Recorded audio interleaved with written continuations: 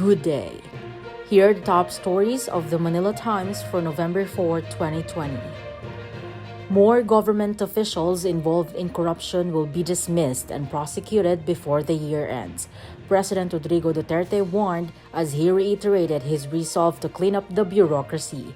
In a briefing on the government's typhoon response, Duterte tagged several officials from the Philippine Health Insurance Corporation or PhilHealth, Bureau of Immigration, and Bureau of Customs in corruption in the government. The government might downgrade the classification of community quarantine in all areas in the country to Modified General Community Quarantine or MGCQ by the first quarter of 2020, Malacanang said on Tuesday. Palace spokesman Harry Roque Jr. said the government would assess whether areas put under General Community Quarantine or GCQ would be ready for the transition to MGCQ by next month. The Supreme Court on Tuesday declared a post vacant after the tribunal allowed Associate Justice Priscilla Baltazar Padilla to retire because of a serious illness. The court en banc approved the disability retirement of Baltazar Padilla. It took effect immediately.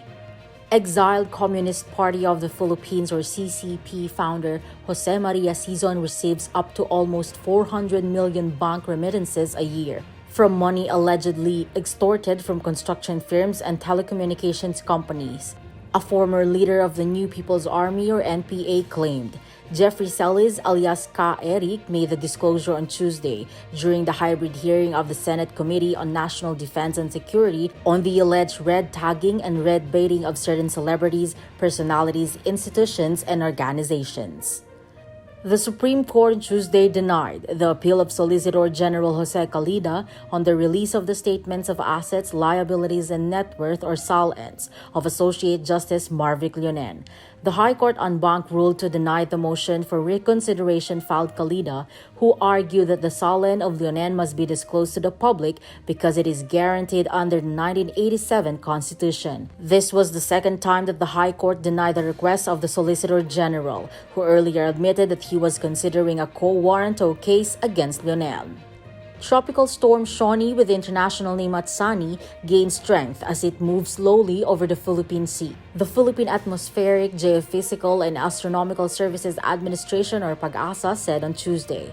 Shawnee is likely to make landfall over the Batanes, Babuyan Islands on Friday.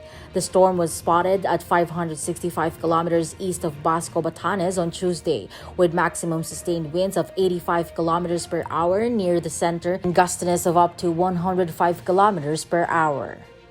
In business, broadly stabilizing factors in September, operating conditions across the Philippines' manufacturing sector worsened in October. Results of the IHS market survey revealed that the Philippine Purchasing Managers Index or PMI fell from 50.1 in September to 48.5 in October as the economic fallout from the COVID-19 pandemic persisted. In world news, U.S. President Donald Trump and Democratic candidate Joe Biden each see a win as they make a final push in their respective campaigns ahead of the presidential election on November 4, November 5 in Manila. Journalists were more likely to be killed in the last 2 years for exposing corruption or rights violations than while covering conflict zones, said a United Nations report on Monday that highlighted a worrying trend. The report expressed concern at the high level of impunity for crimes against journalists, with 9 out of 10 cases unpunished. It said the highest number of fatal attacks on members of the press in 2018 and 2019 were in the Latin America and Caribbean region, representing 31% of the total killings worldwide. The Asia-Pacific region was in second place with 30%. In sports, defending champion San Miguel Beermen hang on in the endgame to escape with a pulsating 90-88 overtime win over the Blackwater Elite in the PBA Season 45 Philippine Cup of the Angeles University Foundation Sports and Cultural Center in Angeles, Pampanga on Tuesday. The game between San Miguel and Blackwater opened the quadruple header on Tuesday, which was the first in the league's history, designed so the league could still finish within the timetable. Rigoberto Tiglao is the Times featured columnist on its front page. He writes about the U.S. electoral college system and how it has made the world worse off. In its editorial, The Times credited local government units for their initiatives and self-reliance in preparing their communities before Super Typhoon Raleigh struck that resulted in the low number of casualties.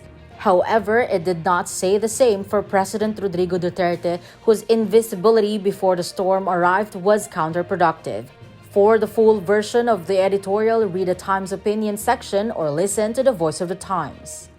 For more news and information, get a copy of the Manila Times on print. Subscribe to its digital edition or log on to www.manilatimes.net. Follow us on Twitter, Facebook, and Instagram, and keep up with the Times.